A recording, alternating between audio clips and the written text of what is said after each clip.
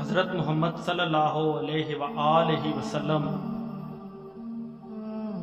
اپنے اصحاب کے ساتھ تشریف فرما تھے کہ آپ صلی اللہ علیہ وآلہ وسلم نے فرمایا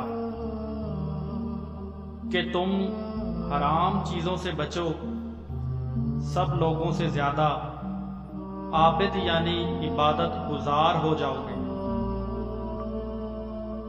اللہ تعالیٰ کی تقسیم شدہ رزق پر راضی رہو،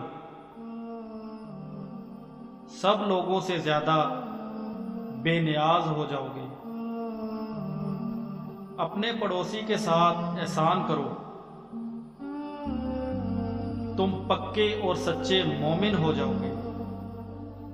دوسروں کے لیے وہی پسند کرو جو اپنے لیے پسند کرتے ہو، سچے مسلمان ہو جاؤ گے۔